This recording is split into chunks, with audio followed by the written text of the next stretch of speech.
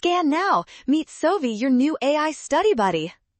Gel electrophoresis looks tricky, but this one is fast. It directly tells you fragment size, so let's spot which answer actually matches that job. Gel electrophoresis separates molecules like DNA fragments by how far they travel through a gel under an electric field, and smaller fragments move more easily and therefore farther.